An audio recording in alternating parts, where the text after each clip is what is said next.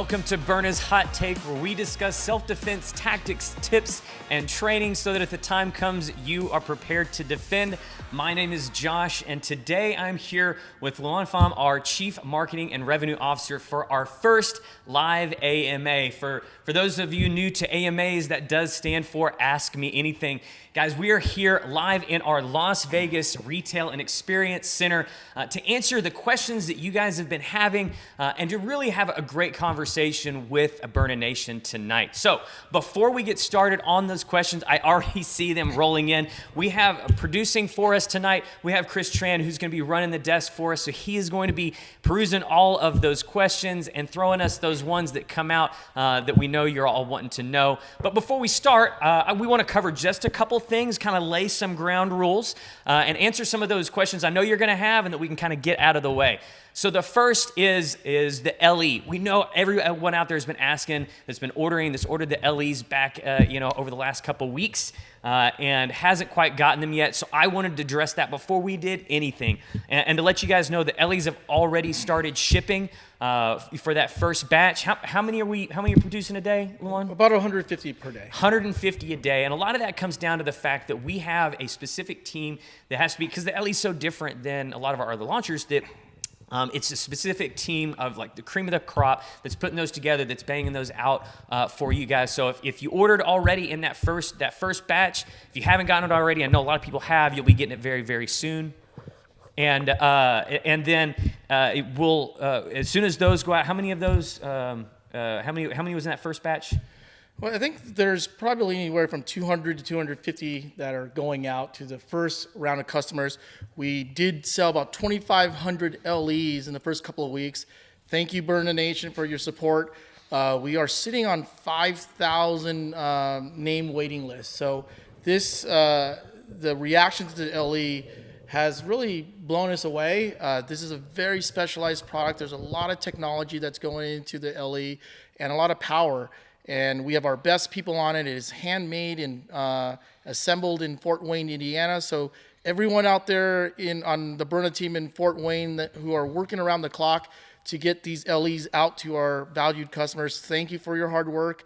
And we want to, again, stress, thank you for your patience for waiting for this product. We want you, once you receive this product in home and you shoot it for the first to 10,000th time, you're going to be very pleased with the performance of what we're delivering here. It's game-changing, to say the very least. So once we get the bulk of those out, which should be happening here in the next several days to weeks, we'll be opening the ordering window again. So I would make sure your name is on that list. Obviously, there's a lot of interested parties, so make sure your name's on that list, because as soon as the opening window comes back open, you're going to want to be on it. So there's a few special instructions that come with the waiting list. Since as I mentioned, we have over 5,000 people wanting and waiting to get their opportunity to reserve and buy the LE, we're going to send out, as units are rolling off the production line, we're going to send out emails in tranches. So it's on a first-come, first-served basis. So if you were one of the very first people that signed up to be on the waiting list, you're going to receive that email. And that email will have specific instructions that will outline time frame. It's going to be about 48 hours upon receipt of that email that your reservation is still good. So you get it and you still want the coveted LE, make sure you complete the purchase process.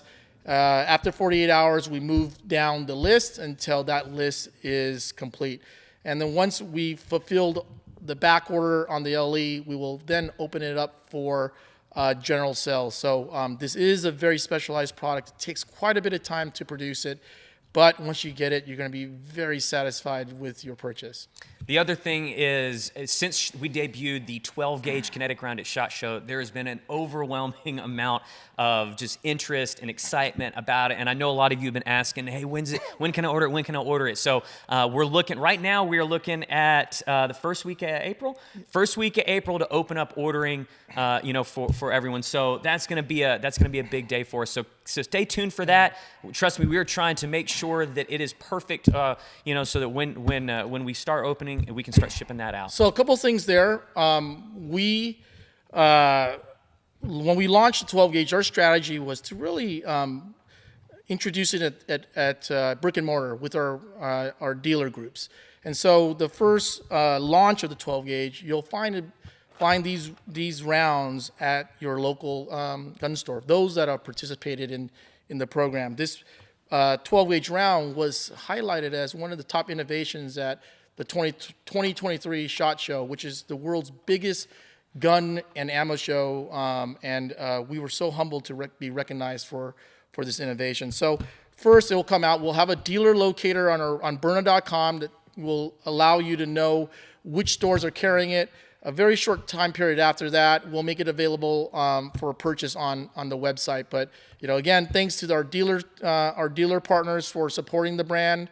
And we hope to drive quite a bit of traffic through your doors initially, and then we'll kind of open it up for the masses. So with that being said, I hope a lot of you are here to actually, answer some questions and have a good conversation with us. But I know some of you are here because we told you we'd be giving away a Byrna Balistipac, and that is absolutely the case. So at the end of this broadcast, everybody needs to, I would definitely stick around, because one of you that asked a great question today, we're going to be drawing randomly from those questions, and one of you will be winning our Byrna Balistipac, and we'll be sending it right out to you. So with that being said, make sure you stick around. We absolutely will be giving that out to someone that has asked us a question for this AMA at the end of this broadcast. Yeah. So AMA, ask me, us, anything. So I know they're already rolling in, Chris. So Chris, hit us with the first one. Melly K asks, hey Byrna team, once pierced, how long exactly can I leave a CO2 cartridge in my Byrna before I have to replace it? I have not received my launcher yet, so I have not tested this out for myself. Yeah, we get this question a lot, and the question's kind of twofold, right? So, obviously the question is, once I pierce it, how long can I leave it in the launcher? The answer to that is it's kind of situationally dependent. I've had them last, several days to a couple weeks. But the other side of that question, or the other side of the answer rather, is that we really don't want you to leave it in the launcher after it's pierced. Our pull pierce technology is one of the things that really sets us apart from anybody else out that's ever done this before. The ability to leave the CO2 cartridge in there unpierced, and then when you need it, to pull a trigger that simultaneously pierces a cartridge and fires that first round. So if you're going to go out training, even if you're going to go out and shoot 5 rounds, and then that's going to be it for the day, man, take that spent CO2, that pure CO2 cartridge out, put in a new one so that it's ready to go if you need it. They're not very expensive, and it's definitely something you want to make sure is ready to go when you absolutely need it, and you don't have to wonder, man, is this still good? It's been 2 weeks or it's been a month. I want to make sure that it's ready to go. The rule of thumb at my house is if you're storing your launcher after a training session, put a new CO2 in it. That's just part of the protocol. I mean, it's the same thing. Growing up in law enforcement and all that, it's the same thing. If you ever, if you shoot 5 rounds out of a magazine, you're not going to be like, well, I'm going to go back into service with this 10 rounds left. No, you top off your mag and you're back in business. Absolutely. Chris, what do we got? Simon Gerard asks, hi Josh and Luan, I'm a high schooler, and I think that having an opportunity to basically get body armor relatively cheap is great. Is there any way Byrna can make the armor cheaper?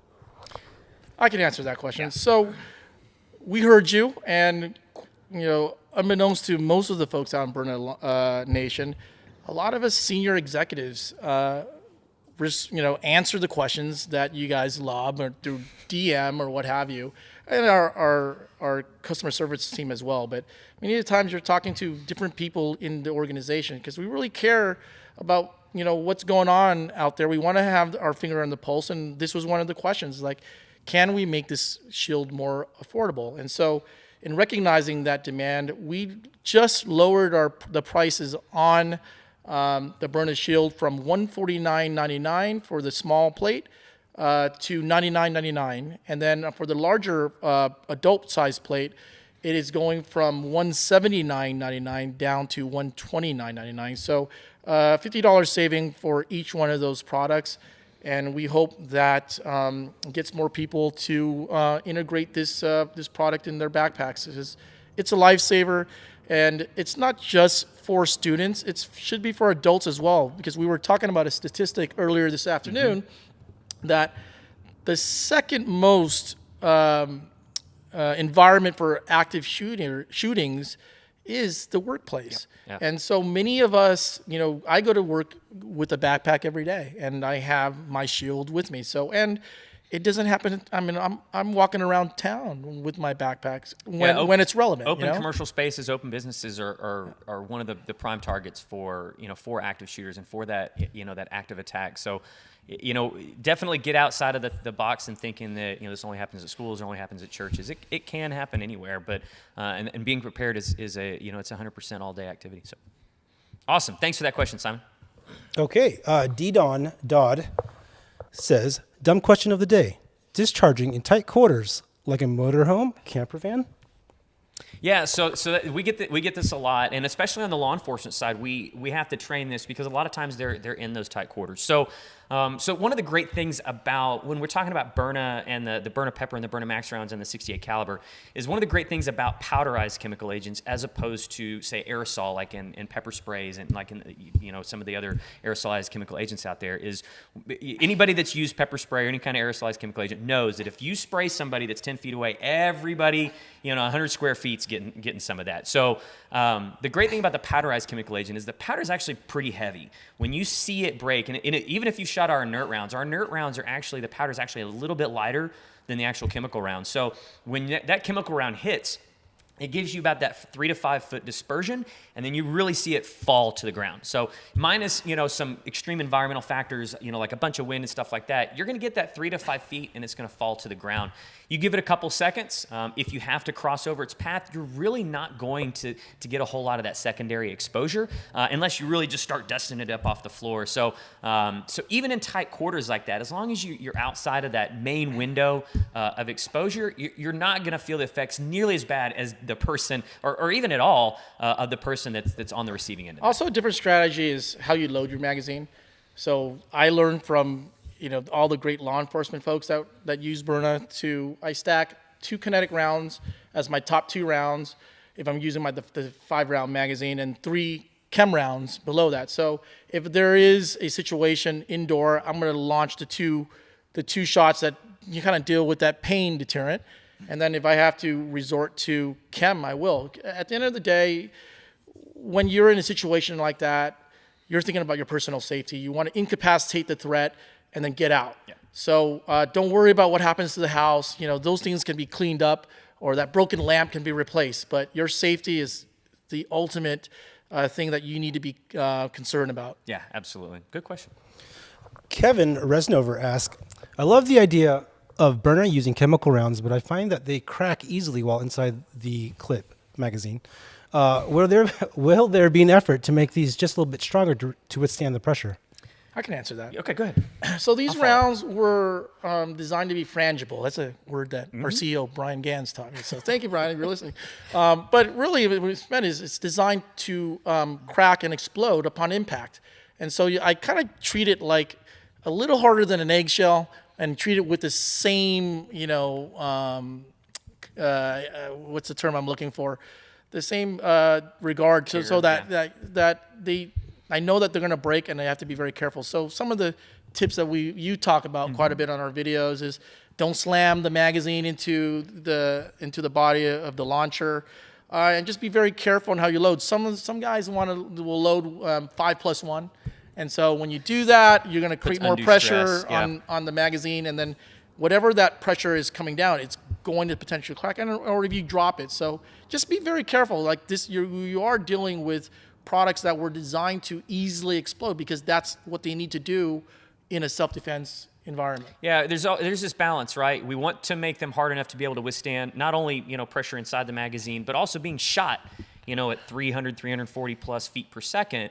They need to withstand that, but then they need to be able to break when they hit something. So it's always this balance that we're working with because we produce all of these rounds in-house. This is not a third party. We do this, in-house. So, we're always trying to find that balance. So, you kind of have to take that into consideration. The other part too is, we train myself, and I have an amazing, law enforcement team that goes around the country and trains, law enforcement, private security all over the place. And we've only had this problem maybe, less than a handful of times over training thousands of people. And a lot of that is we look at the rounds before they go in the magazine. If a round gets dropped, and I picked this up from my precision rifle days, from being on the gun for a long time. If I were to ever drop one of my precision rounds, like I pick it up and inspect it before it goes back in to the gun or into a magazine or anything like that, and to make sure that it just hasn't misseated, that hasn't telescoped in the round. The same goes here. If you drop these rounds, or especially when you first get them, you first take them out, before you put them in the magazine, look at them. Are there any kind of micro cracks or anything like that? Because that generally is when we start to see magazine breakages, is when there's been some other trauma to that round, and then it gets exacerbated when it gets put in the magazine. And then just as a follow-up to that, if you have a round that cracks or breaks inside the launcher, I'm not sure you saw the top 5 Byrna hacks that we put out last week, but take a bucket of water, submerge the launcher Not the end of the world, yeah. into the bucket. Make sure it completely dries, oil it back up, and you're good to go. Yeah, and so that's a very, very quick way to resolve that issue, because there is going to be residue inside the launcher, and you want to remove it. And the fastest way is to submerge it in water. That's an incredible benefit of the engineering that's gone into these products. If you haven't seen that video, go to our YouTube page. It's right up the top. Just came out. Got great. Those are the 5 questions we get asked the most, and some great solutions. It was Oscar worthy. Josh showed so much range in that. But YouTube. So go ahead, Chris. Next one. I'm loving these questions. This is a good one. Jimmy Sanchez asks, "Can this kill somebody?" Oof. We're going dark, Jimmy. So no. Okay. So can this kill somebody?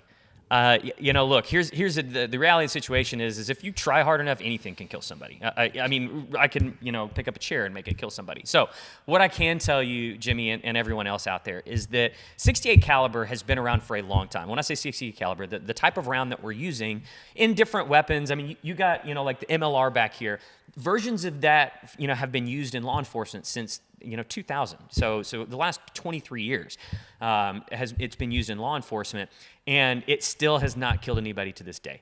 And law enforcement's been using a lot of it. So now there have been only a couple instances of serious, when I say serious injury, like somebody getting hit in the eye, in riot situations and whatnot. But when it comes to 68 caliber, it has yet to kill anybody. And that's one of the biggest, reasons that I think it's been so popular, not only in law enforcement, but in the consumer market as well, is because it is one of the most effective, yet one of the safest less lethal force options out there.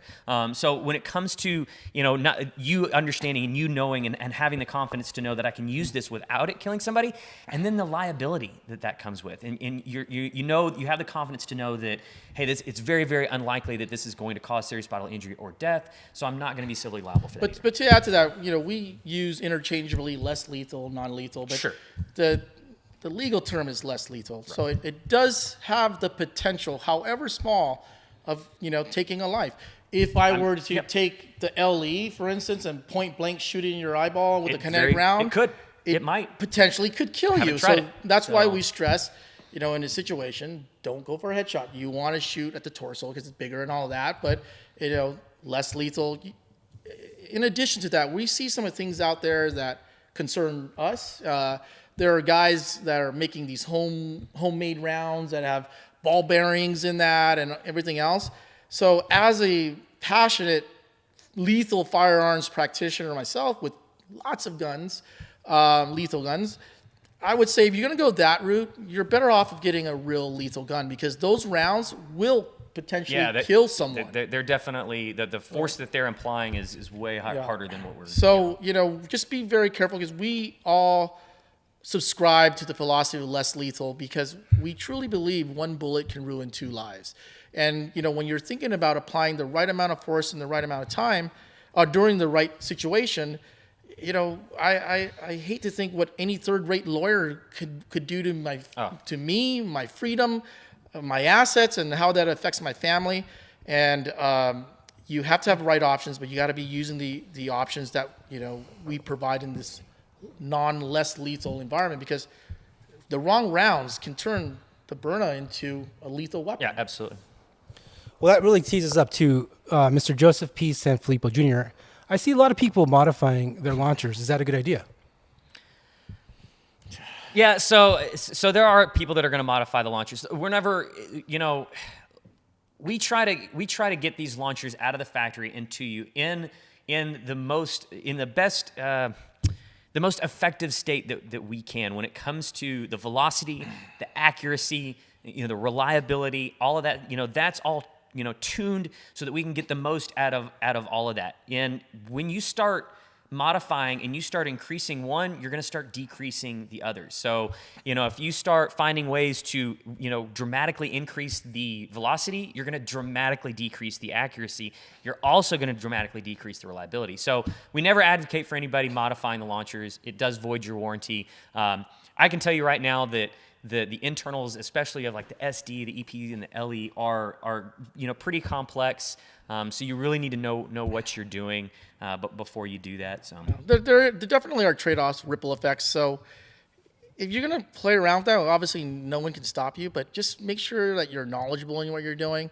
So if you're just wanting to, go in as a novice, we wouldn't recommend that. Just be a pro and understand why we designed it the way we did. It's one thing if you're going to do it as, hey, this is my second launcher that just, it's the one that I plink with or whatnot. And, if I'm going to decrease the reliability, it's not going to potentially put me in a bad state, in a bad situation. But the one that you use for self-defense, I definitely I want that to be as reliable as possible over everything else. So I probably wouldn't do anything to that. Yep. Agreed. Todd Anzalone says, your burner target is not the best. Can you make some improvements to the inside cloth? Oh my gosh. How about we just make improvements to the whole target in general? Are we going to release that right now, really? Let's show them right now. We're going to save this to the end, but apparently you guys just can't wait. So we'll just bring it over so we don't have to. You don't have to turn the camera? Yeah, we can just bring it over. So the original target tent was so popular, and we wanted to be able to make something that was even more interactive. And I guess you can turn the camera a little bit there, Chris. So we wanted to make something that was a little bit more interactive, a lot more interactive, and something that you could be more engaging, that would last longer, that was more durable, and you could just do more with. So we'll be debuting it really at the end of this week. We've got a video coming out, and then they'll be available here in the next week. But this is our full-size target tent. So basically, it takes all of the great parts of the original target tent, but it blows it up to almost 6 feet. And then it has this real high quality and durable interior lining that not only catches the rounds, but then you have these 8 billiard style pockets.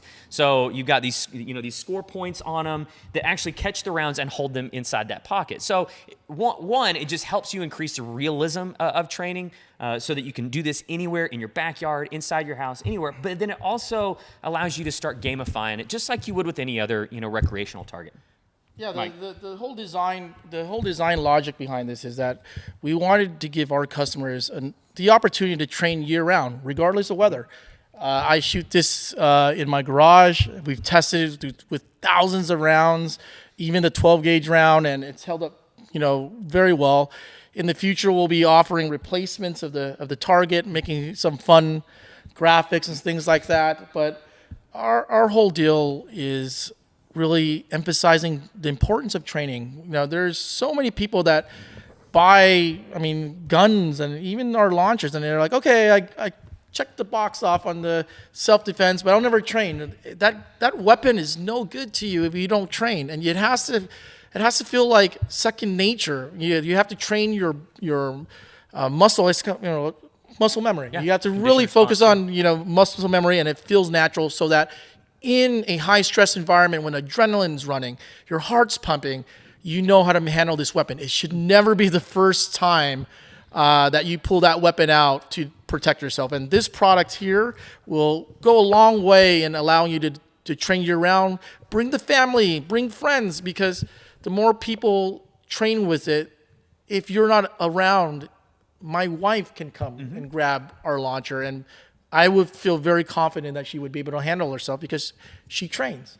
And so we can't stress that enough. And one of the reasons that I really love products like the Target 10 and why it was important for us to really come up with something like this was, once again, it's our commitment to, like Luan said, to training. And so much so that we're providing you with a cheaper way to train. So it's one thing if I told you, hey, go out and buy a giant 95 count of inert and go train with it. You could buy a 95 count or even a smaller count of Kinetics and reuse them pretty much indefinitely with this target. So you never, so it's about us wanting you to get out there and be proficient and train. So I always look at the Byrna platform as a 2-for-1, right? Incredible self-defense platform, very easy to use. But on the other side, it just makes barbecue so much more fun. Like you have a barbecue after everybody stuffs themselves with the chicken wings and they're figuring out what to do. Cornhole's so old school. Like you put out some targets, pull out some Byrnas, make sure everybody's safe, and have a blast. Like who doesn't, have a good time shooting a target? And it smiles ear to ear. So one of the things that we'll be stressing in the near future is a recreational platform. We want people to have fun, but when you train, it's like, imagine going to the gym. It's like, that's going to be really fun. Well, Byrna offers really that platform so that, although you're having fun, when it goes down, you'll be ready. Seriously fun. Until it gets serious. Until it gets serious. God, you complete me, John. All right, what do we got, Chris? All right, guys, I got a twofer for you. I got Simon Gerard ask, how does the gun pierce the cylinder on the first trigger pull? I have a CO2 BB gun, and I have to manually break the seal by pushing it in.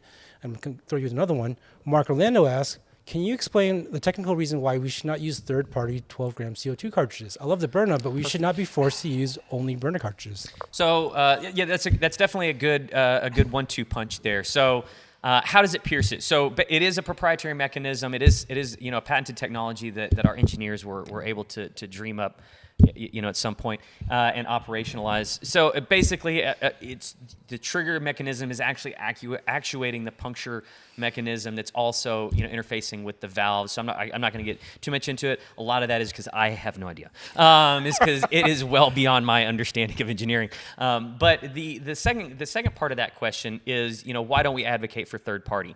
So what I learned when I started, here at Byrna and starting to teach and train, what I learned is that the amount of differences between CO2 cartridges is astronomical when it comes to the tolerances, when it comes to the sizes, and when it comes to especially the, what do we call that? The end cap on that, the foil cap on the CO2, basically the cap of where it gets seal? punctured. Yeah, the seal.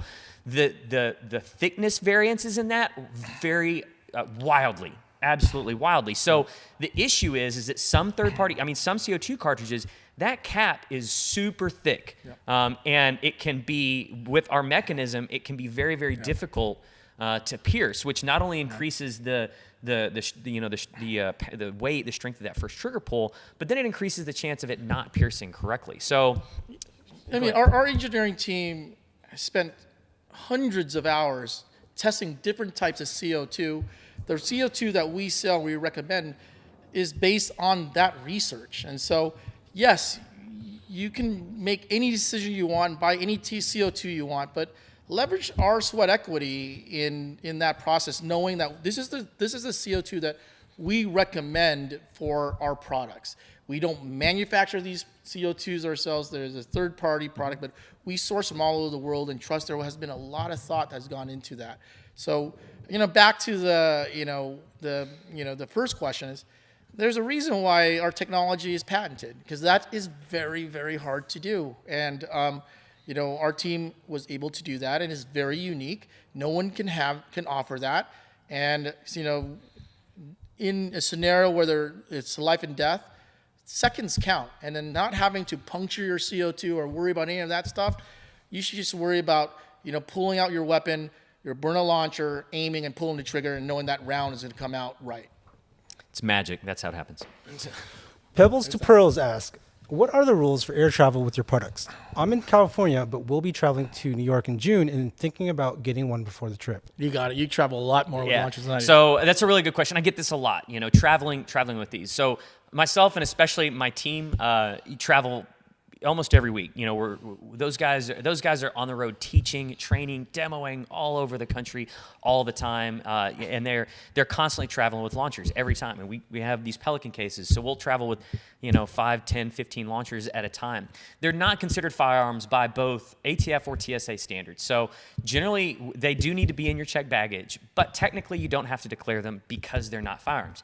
And I say that technically, and then I say practically, I never Personally, I don't declare them. Now, if there's any TSA people on here, don't at me. But I'm just telling you. I'm telling you what practically what I do, because I'm trying to follow the rules as much as I can. So, and that is the law. It is not. That's why we affectionately call our launchers the ungun, and we purposely do not declare because we want to be stopped and we want to have that conversation. And so, if they're not educated on laws, then we'll say, and as every Byrna launcher owner is aware, each kit comes with the travel card. So make sure you have that on your person, show it to, those asking, and then you should be okay. We do it once in a while, get the little TSA slip that I get we about look 1 through. out of 20 trips. Yeah. I'll get the, hey, we looked in your bag, but everything's cool. Yeah. So, and to me, that just reaffirms the fact that we're doing things right. Okay. Bada Bing Films says, Byrna, I hike the mountains and I'm always fearful of running into a brown bear or a mountain lion. Is this product an effective deterrent against charging animals in a real-world environment? So, we technically cannot speak to our chemical rounds and their effectiveness with animals. But I could share a story that was shared with us.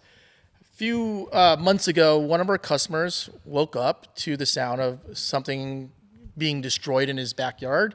He came out holding his AR-15 and his Byrna SD. And upon opening the back door, he looked up in the tree. There's a black bear, perched on very close on the tree. And so he pulled out his Byrna launcher without wanting to freak out the neighbors because he had a rifle. He shot the round, the max round, hit the tree, missed the bear, and the powder dispersed and enveloped the bear's face. The bear immediately, pardon my French, crapped himself and ran into woods crying. So I cannot say or speak to the effectiveness of rounds with animals, but I can say that was a customer testimonial. I'm also going to add that I'm not going to advocate that anybody go out there and shoot any animals. Do what you need to do to protect yourself. With that being said, if somehow we get us video sent of this being successfully deployed on an animal that is threatening you, I'll send you a new launcher. I'll go a little further than that. So we're going to skate the lines here. We have many professional dog catchers, mailmen, real estate appraisers, and the like that in their profession are confronted by angry animals, and they have chosen the Byrna as an option for their safety, their personal safety. If I get a good video, I'll send you a launcher. Yeah. Okay. Edwin Rodriguez, I got two-parter. Well, it's kind of the same. Edwin Rodriguez says, would you get in trouble with the law for carrying a Byrna? And Melly K says, so Josh, can we essentially take our Byrna anywhere and not be harassed by law enforcement if caught with it? So, tricky question. That is a tricky question. So, can you take your Byrna? Pretty much. The Byrna is technically legal in all 50 states. Now, I'm going to tell you that there are some municipalities and some counties within those states that do have some additional regulations. So there's no way that I could go through all of those. One, because I would have to sit there and look through all the law. But two, check with your own regulation. Check with your own, local attorneys if it's really that, that dicey for you, to make sure that you can carry. Now, with law enforcement, look, is it legal? Yes. Is it? And check, make sure it's legal where you're at too. But is it going to keep you from getting harassed? That comes down to the individual law enforcement officer, and do they know what it is, and do they understand, what you're trying to do? I can tell you that I've had to testify twice now for a court in California and then a deposition somewhere else, where the launcher was, parts of the launcher were mistaken for a firearm. However, once I was able to get my deposition and whatnot and say, this is what it is, it was immediately dropped. So because now it's, we've cleared that up. So I mean, I think we should stress the fact that, look, these launchers look like handguns, pistols. So common knowledge, folks. If you're in front of a police officer, do not have this weapon in your hands. They do not know if you're the good guy or the bad guy. Use verbal communication to communicate whatever it is that you want to ask, and then just use logic. And so be very careful out there, just because. And look, here's if you're getting stopped or pulled over and they see it or whatnot. Don't immediately be on the defensive. Realize that they are on the defensive. You know, I mean, cops get killed at an alarming rate, so they're always alert and they're always on, you know, trying to figure out what's going to kill them next, right? So be as compliant as possible when it comes to explaining and educating. Don't get real defensive about it. Just say, hey, you know, I understand what it looks like. It is not a gun. It's a Byrna. The names, you know, our education, our penetration into law enforcement is growing every day. So a lot of them are gonna recognize that. But just understand that they're, you know, they're always on the alert, and just give it an extra second to be cognizant of that. I would say if you're in front of a law enforcement or police officer, your hands should be empty. Yeah, absolutely. Okay, this is a tough one, guys. Oof. Patrick Davis asks, why is the groin only 10 points? Shouldn't that be 100? So why is the target 10 growing only 10 points? It really depends on where you're coming from. You can blame that on me as the marketing guy who kind of developed this thing. Well, we just put points randomly and didn't want center mass. to. Yeah. You know, you're always one to aim for center mass. You're a little low at that point, so hitting below the belt. Okay, David McCurley asks, is there or will there be a Byrna rep to help with regulations per state for legality of citizens for using this illegally? You want me to take that one? It seems that there are a lot of, well, that question's kind of messed up, but a lot of gray areas.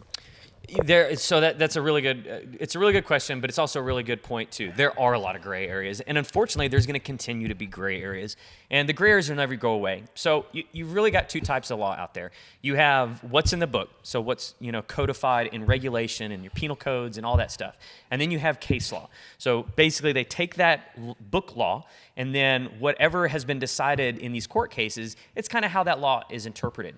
There would be, I mean, even if we were a bigger company, and Byrna's a medium-sized, I'd call it as a medium-sized, we're a medium-sized company, but we all wear a lot of hats already. It would be extraordinarily labor-intensive, and we would have to have an entire team dedicated to not only understanding the codified regulations and law in every state, city, or municipality, and county, but also the case law of how that stuff's applied. So that's why we always say, look, you know, the best resource is your local legislature, you know, local attorneys that understand how the law is applied, you know, where you're at in your region. With that being said, if there are new changes in law and we are aware of it, we definitely will communicate that out just to make sure that, you know, you all are updated. But again, can't stress Josh more than enough is that, you know, do your research and then make sure that you are working and using our products within the confines of the law. What you can find on our website is generally what's codified. If there is a law that prohibits it, that's what you find on our website.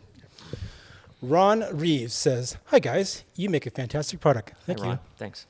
That has been very reliable for me. I see some complaints on social media that seem to be like they're very probably user error. What are the more common mistakes that you see?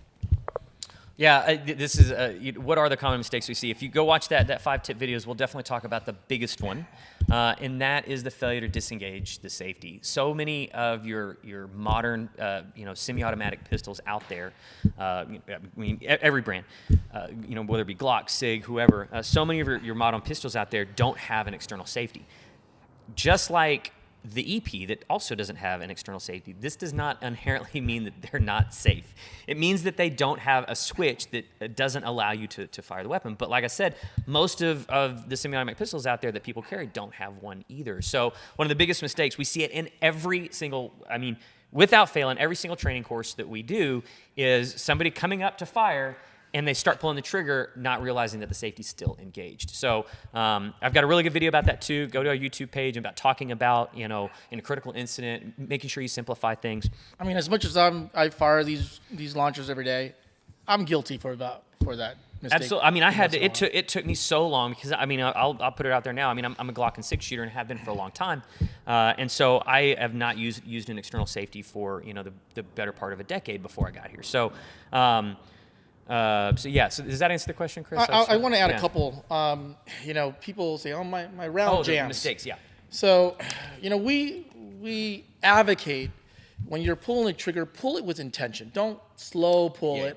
When you slow pull it, it's going to cause that round to get pushed up, and then it's going to jam. So you're going to pull it all the way back, let go, pull it again. and that it will ensure the perfect fire. The other kind of goes along the same lines. The other big mistake, and I hate calling this big, it's just a training issue, right? That we see. So once again, if you are a semi-automatic pistol shooter, you're used to using the trigger reset, and those of you that are shooters know what I'm talking about. After you pull the trigger, round goes off. I let it out just as much as I have to until that trigger resets, and then I can pull it again.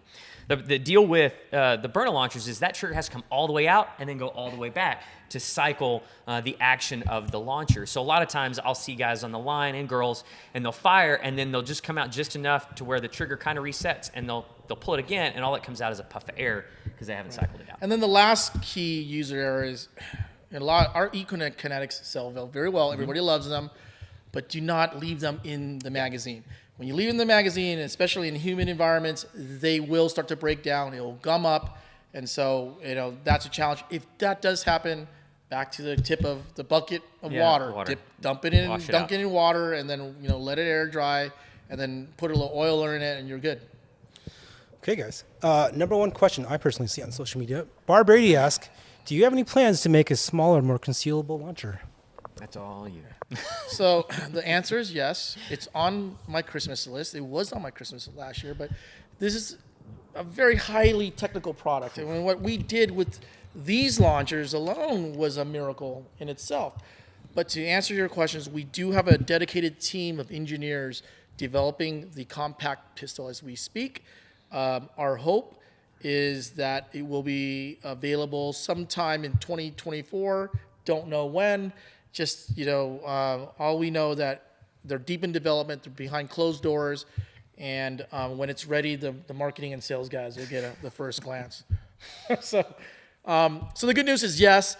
The uncertain news is we don't know how long it takes. It does require so much engineering.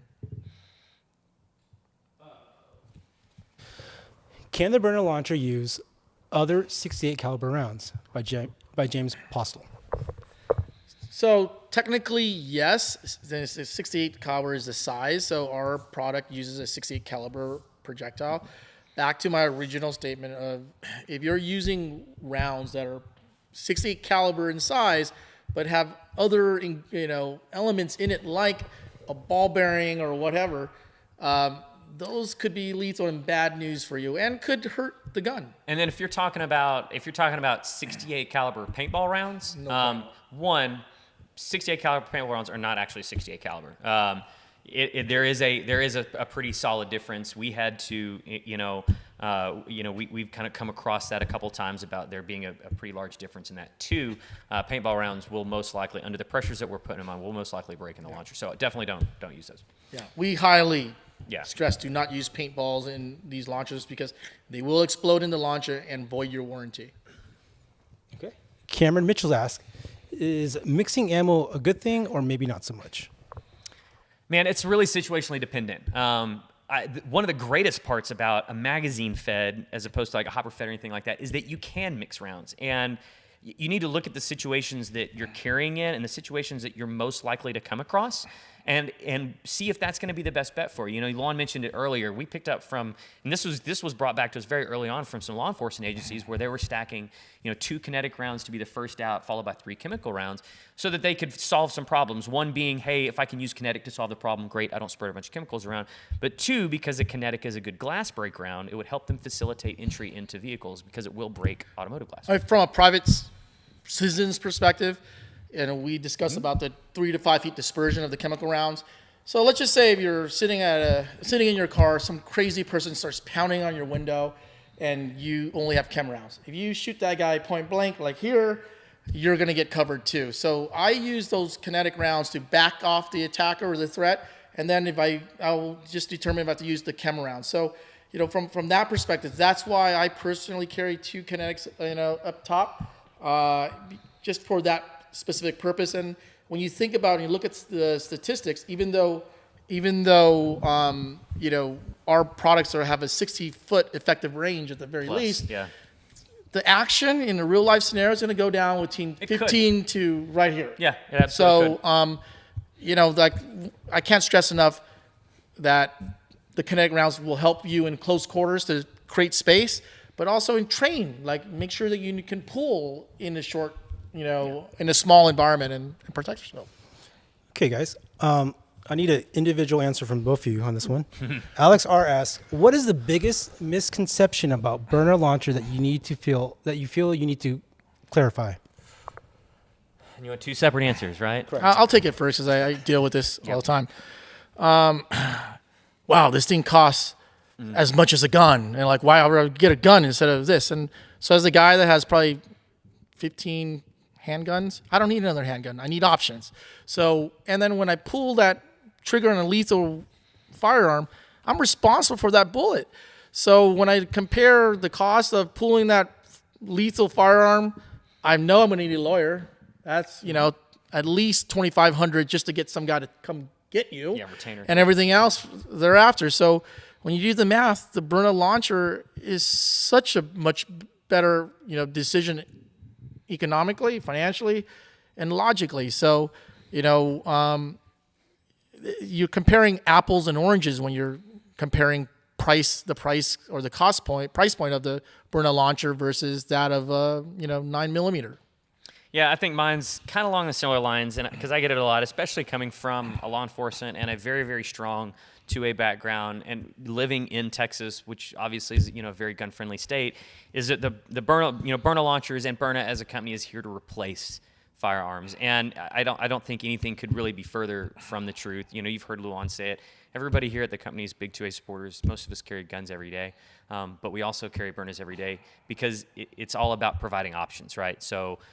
If you've probably heard, if you've seen our stuff or watched our podcast or whatnot, you've probably heard me say so many times that the chance of you getting into a lethal force situation is so astronomically low. Now, I'm not saying it couldn't happen. It could happen tomorrow. It could happen to me tomorrow.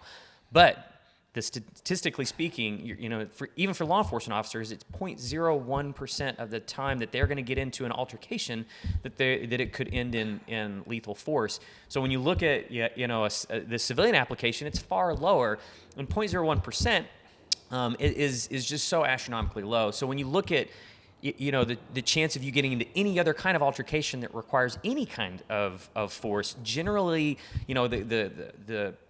the application of chemical agent is going to be able to be utilized in so many more cases. So, the biggest misconception, we're not here to replace guns. We're here to provide you with more options. And then part of that is like, please, for the love of God, don't, we get you pray to. You're bringing a knife to a gunfight and all that. And like, again, as Josh was mentioning, we both carry both, right? And so, for me, it starts with my mouth, and it starts with my ability to judge the situation. Which generally gets him in more trouble than out. My wife a lot. And then run. You can't do that. You have to defend yourself. The Byrna first, and then, if necessary, the lethal firearm. And I like to say that if that were to happen in that sequence, and I went from mouth to Byrna to lethal, and I had to pull the trigger, and I defended myself and had to apply lethal force. God forbid, kill the attacker. At least in a court of law, my lawyer can say, Your Honor, my client tried everything in his power to avoid a lethal response, but this person or these people did not leave him any other choice because he was in fear of his safety and his family's safety. So that's a much better defense. But I guarantee you, based on stats alone, you're not going to ever, probably very unlikely, hit that nuclear mode, as I like to call it, with lethal. So let's, I don't know, what do you think? 2 more? We got some good ones. Okay, let's take it. I just want to make sure. I don't want to forget the Balistipac giveaway either. Just by shows of hearts or thumbs up or whatever it is out there, Yeah. do you guys want us to stop? Vote on we the can question, go so. forever. Okay, I got a twofer for you guys. Miranda Reeves asks, do you have any recommendations for those with arthritis or older users with less grip strength struggling to pull the trigger? Does it get easier over time as the launcher gets used? And Mercury Motley asks, what is the trigger pull weight on the launchers? So to answer the first question, does it get lighter over time? Yes. Just like with any kind of mechanical instrument, parts get broken in, pieces get kind of self-lubricated, and then over time, over trigger pulls, it will become easier to do that. Especially right out of the box, yeah, it's pretty stiff. So, but after a few trigger pulls, that will lighten up. But there's also the fact that it may feel foreign in the beginning, and the trigger weight's 6.5 pounds. Yeah, about 6.5, 7 pounds, and then on the LE, it's even lighter. So it's like going to the gym, right? You're gonna create, muscle dexterity. So after a while, if you're shooting it on a regular basis, and we stress that, you're going to get used to it. For those that don't have the ability because it's still too stiff because of age or strength, I recommend the LE because the trigger pull on the LE is much easier, cleaner. It has a little more weight to it. If that's still too much to handle, BGR. So. Yeah, just use one of our bad guy repellent sprays. But if they want to stay within the launcher, the easiest trigger action is the LE. By far is the LE. Yeah. Okay, Gemini King T asks about the 12 gauge. So these rounds are good for firearm shotguns. What's the best model shotgun to use for this ammunition? So yeah, the 12 gauge is definitely built for 12 gauge shotguns out there. One of the things that we really wanted to do with the 12 gauge is be able to bring more of a less lethal presence to the masses. There are 90 million, is that 90 million shotguns? Yeah, there's about 90 million shotguns out there, in the U.S. today. So it's likely that probably the vast majority of you, or at least a majority of you, have one already out there. So now, you can utilize our less lethal 12 gauge rounds in that shotgun that you probably already own. They are good in pretty much every 12 gauge out there that's non-choked or has an improved choke. You just want to make sure you don't have any of those really tight sporting chokes in them. At the office here, we have Mossberg 590s. Yep. My personal preference is the Keltec KSG, just for the fact that there are two chambers. I can load different types of rounds. I'm a big options guy, as you can probably tell. And so, I start with less lethal, and then we figure it out after that. Being in law enforcement, Remingtons and Benellis, so which work great. I will tell you that, and I'll be up front. You definitely want to pump action. I get the question a lot. Is this going to be working my semi-auto? Is it going to work? Yes. Will it action the semi-auto? Probably not. There's not a lot of force, which is one of the benefits. There's zero recoil with this out of a shotgun. So, but if you're going to use a semi-automatic shotgun, it's probably not going to cycle that action. I wish we could move the camera to show the metal door that we shoot from 75 feet on the second floor of this place. But it's pretty. It's dimpled up with dime-sized dents. So this is an extremely innovative product. I'm just blown away by it. Yeah. Every time I get to shoot, people just it's like. Wow, we had some people in here like literally 30 minutes before we started, shooting the 12 gauge and just absolutely blown away by it. And then thank you to Tactical Life magazine out there for recognizing the Byrna 12 gauge kinetic shotgun round as one of the top innovations at SHOT Show, but also their pick as well. So thank you so much for that. Okay, 11 the Poet says, believe in the Byrna mission, and that's why I want to become a dealer. I'm going to sell them my gun shop as a less lethal option. What do you guys think? So, as a sales marketing guy, Byrna provides an incredible opportunity for folks that want to start off by dipping their toes in the shallow end of the pool, like I like to call it, through our side hustle program. We make it super easy for you to participate.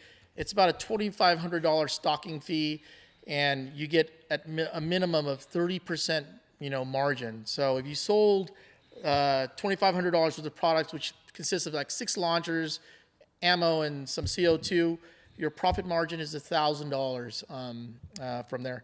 Our dealer of the year, Kurt Suyanoshi, he started off as a side hustle dealer and has sold over $1 million in a year retail in 11 months. Yeah. So Kurt, if you're watching, congratulations. Everybody has gunning for that belt you currently possess. But yes, great option to start. But we highly recommend you go in all in because, for the same reason you're on this AMA are the same reasons why your friends and people initially will be blown away by the Byrna platform. I've seen dealers do phenomenally well at not only the obvious is I'll take the gun show. Yeah, gun shows are great place to do this. But I've seen this at the craft shows, at farmers markets, at festivals. Setting up these booths and just absolutely killing it out there, with this. And some of the places that you just, some of our best dealers throw Byrna parties. Back in the day when Tupperware parties. They're this is the coolest Tupperware party ever. Come over for some chicken wings and punch, and then shoot this thing, and then everybody's whoa, and then they sell 10 units in that. At that event, you're going to be hard pressed to find, especially those of you in the firearms industry, you're going to be hard pressed to find the margins anywhere close to what we're offering dealers in any other. And the cool thing is, you don't need to have an FFL to sell Byrnas. You just wanted to sell it out of your, garage or your car, like Kurt did it with his van. You can do that, and then you can, evolve from there. Kurt has a store now. Yeah. Okay, guys, last question. This here is going we to go. tie into our prize. Jay, that's a long one. Jay Zervalakis. Sorry, Jay.